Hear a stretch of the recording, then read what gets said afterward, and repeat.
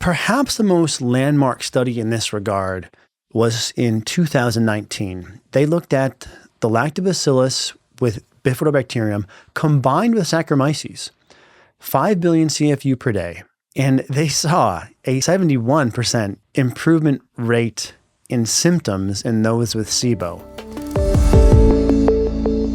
It's important to clarify that probiotics are quite powerful antimicrobials.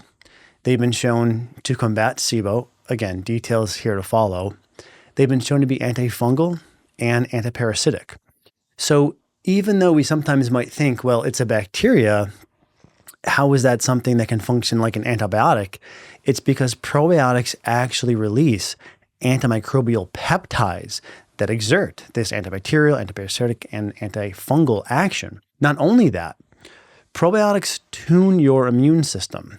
There are certain receptors in the lining of the gut, PRRs or pattern recognition receptors, TLRs, toll-like receptors, and we've discussed on the show in the past, one in particular, toll-like receptor 4, that regulates leaky gut. And this is probably why when we examine the outcome data, we see improvements in cognition, improvements in depression, and ability to balance an overactive limbic system in the brain, the ability to help with enhancement of absorption of thyroid hormone, anti-COVID benefits, the ability to reduce skin rashes and other breakouts, improvements in IBS, improvements in inflammatory bowel disease, improvements in constipation, improvements in SIBO, and the list sort of goes on, but that's a decent run through. If probiotics can help SIBO and all these other things, then we want to make sure to integrate probiotics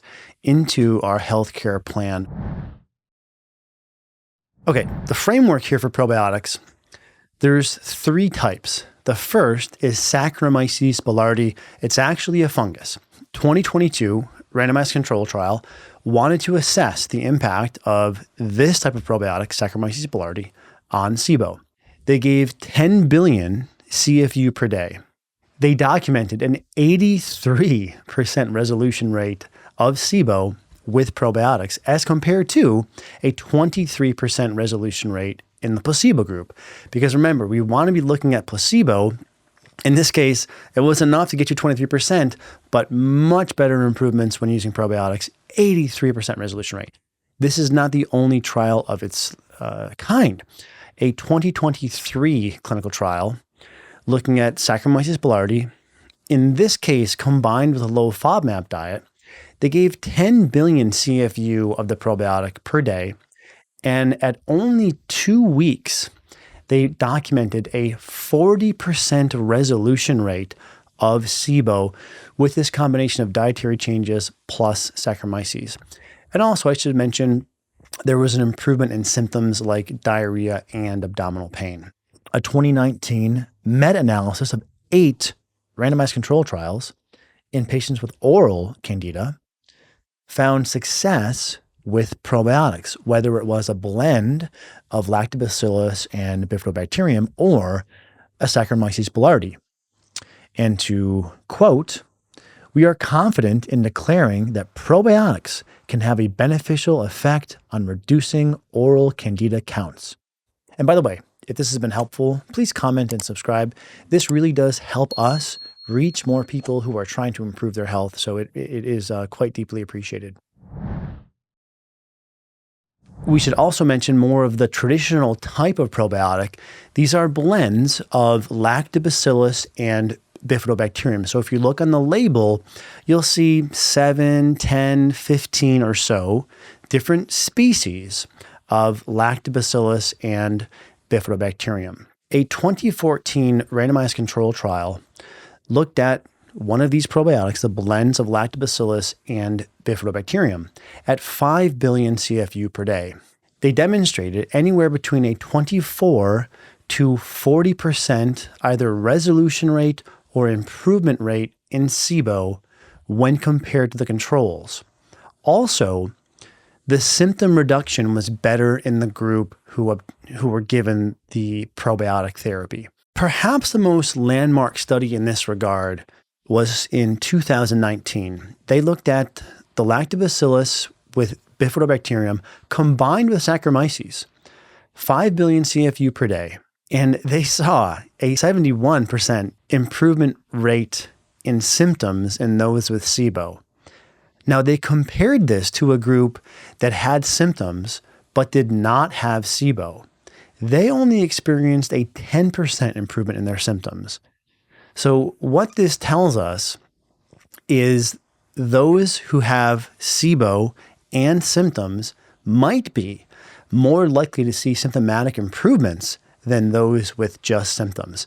And this is part of the reason why the researchers concluded, quoting, IBS patients with SIBO benefited most from the administration of probiotics. There's another really impressive growing body of evidence pertaining to probiotics for leaky gut. And most recently, a 2023 clinical trial, 27 patients with the symptoms of IBS and leaky gut. They were given a blend of Lactobacillus and Bifidobacterium species at a dose of 20 billion per day. Again, pretty standard dosing, and we'll give you some sort of summarizing data on a probiotic protocol you can use later, but nothing here aggressive about the dosing. They found that probiotics improved leaky gut in 82% of the individuals in this study. Pretty remarkable. Another study here I found interesting as it pertains to constipation. You hear a lot about constipation, about motility. The motility apparatus is essentially this neuromuscular lining of your GI tract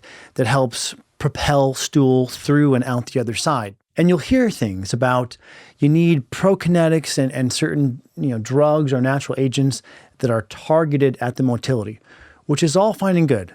But look at this meta-analysis summarizing 13 studies. They were comparing those prokinetics used alone versus the prokinetics plus a probiotic. Now, the probiotic they used was a blend of Lactobacillus species, Bifidobacterium species, and also soil-based or bacillus species. So it's a nice blend of different types of probiotics. Looking at a dose of 1 billion CFU per day, they found that probiotics, when added to prokinetics, led to a 4 times greater improvement in motility than just using a prokinetic alone. When you have dysbiosis, when you have these imbalances in the flora, whether it's an overgrowth of Candida, whether it's a skewing of the ratios of certain bacteria from healthy to unhealthy, whether it's small intestinal bacterial overgrowth, any of these imbalances will lead to inflammation. And together, this sort of leads to a confluencing or a self-perpetuating cycle in which the imbalances fuel inflammation, those make each other and also leaky gut worse. And in this scenario, especially the inflammation leads to an inability of that motility apparatus to heal, to repair, and to regenerate. And then third, we have the newer kid on the block, the soil-based probiotics. A 2009 study looked at 40 SIBO patients. They gave them Bacillus clausii, this is one type of this soil-based organism, at 6 billion CFU per day. The SIBO resolution rate was 47%, leading this group of researchers to conclude the SIBO normalization rate achieved with B. clausii is comparable to that observed with many antibiotics. So pretty compelling stuff, and part of the reason why I've been an advocate for using probiotics in SIBO for many years, because the data like this are just so clear and so compelling. It's not always the case that we have scientific research to answer a question, but this is one area where the data are pretty clear.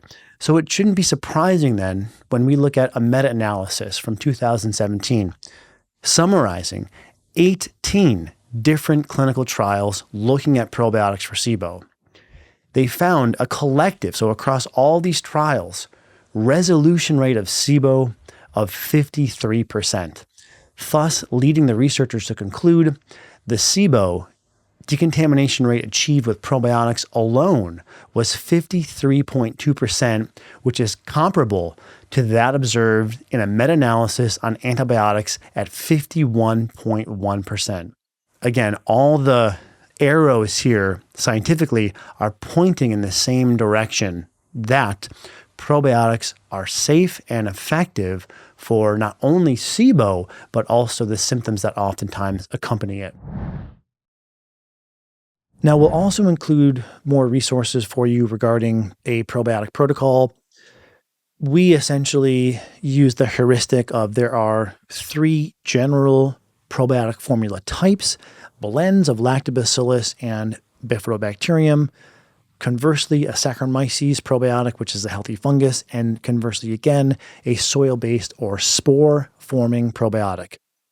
These can be used independently or all together. The Lactobacillus and Bifidobacterium are used at a dose of 1 to 50 billion CFU per day, the Saccharomyces between 4 to 15 billion per day, and the soil-based between 2 and 6 billion per day. There was a recent meta-analysis published of 14 clinical trials looking at single-strain versus multi-strain, and they found that multi-strain probiotics were more effective. Now, this is an area where there's a little bit of a split in the data, but the preponderance seems to lie in the direction of multi-strain probiotics being best as compared to single-strain. Now, there's one exception there, which is the Saccharomyces boulardii, because that's typically given just as Saccharomyces boulardii. Sometimes Saccharomyces boulardii is combined with Saccharomyces cerevisiae, but I don't think there's really any need to combine both of those, although maybe that will be proven, and if so, we will evolve our formula. But when we're looking at formulas for which there's a good body of data comparing a single species strain compared to multiple, the trend line lays in the direction, at least via my interpretation, indicating that multiple are better than single. And if you think about this, we know that probiotics, different species, they have subtly different effects in terms of the receptors they'll trigger in the gut, the types of antimicrobial peptides they'll secrete. So if we're trying to give the gut the broadest sort of support to get it back to balance, to reduce immune system overreactivity, to quell things like dysbiosis or overgrowth, at least in theory, it makes sense that a broad diversity of bacteria and fungi would be better than just one single. And again, that's where the trend in the data lies. This is not an incontestable statement, but I think the majority of the data point again in this direction. So that's for single versus multiple species or strains. What about different strains? Is a specific strain better or best? And this review paper found that there was no difference in effectiveness between different strains when comparing the same condition. So if someone has IBS, let's look at different strains and see if one strain is the best. And they did not find one was the best. This is, again, an area where the data are mixed, but the trend seems to continually lie in this direction of simplicity, meaning the specific species and the specific strain don't seem to matter. Rather, use a multi-strain intervention, and that seems to generally be the best. So my thoughts kind of in conclusion on this topic: strain specificity does not seem to matter. Multi-strain is effective. Don't overcomplicate which probiotic you use. And then the final point here, trial one probiotic. And if you want a stronger probiotic, trial the 3 different formulas. Let's go into the rationale of these 3 different formulas, because we've broken down there's different types and there's different dosages that are used across these 3 different types. But why use them together? Because that's a different question. So one backdrop I'll paint here is for treatment of H. pylori, we know that using 2 antibiotics is better than 1. With clarithromycin antibiotic monotherapy, there's about a 50% clearance rate. When you use 2 antibiotics in triple therapy, that's 2 antibiotics plus a PPI, now you have a 69% clearance rate. And also in SIBO, albeit this is one smaller observational trial, 2 antibiotics for methane SIBO clearly are better than one antibiotic for methane SIBO. And there's other conditions also for which multiple antibiotics or even multiple herbal antimicrobial interventions are better than one single formula. And that's really the premise from which we construct our heuristic or our recommendations for, okay, start with one formula.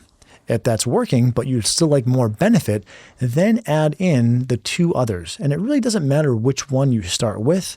If you wanted to be the most cost effective, the cheapest is probably the soil-based type of formula.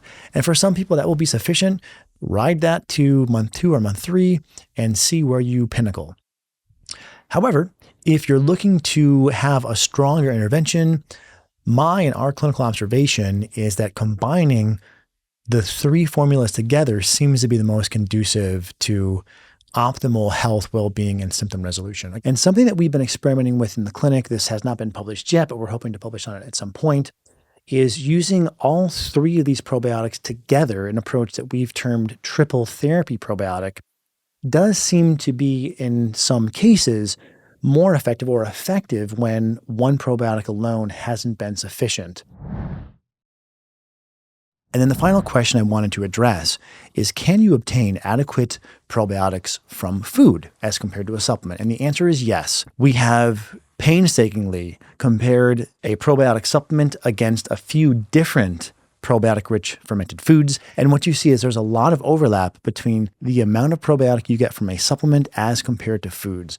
So if your preference is foods, I think we can safely conclude you can obtain ample probiotics from your foods, from fermented foods. And then finally, how much, how often, how to use, how to consume. Anywhere from 1 serving up through 6 servings per day has been shown to be tolerated and beneficial. Again, bear in mind if you're someone who might be histamine sensitive, and then I would opt for either a probiotic or the lower histamine foods. And when shopping for a fermented food, look for, whenever possible, organic, unpasteurized, and either live cultures or naturally fermented being listed on the label. Take the time to eat healthy for a healthier gut. You will reap substantial benefits from doing so. Okay, this is Dr. Ruscio. I hope this helps, and I hope you will leave a comment and let me know your experience.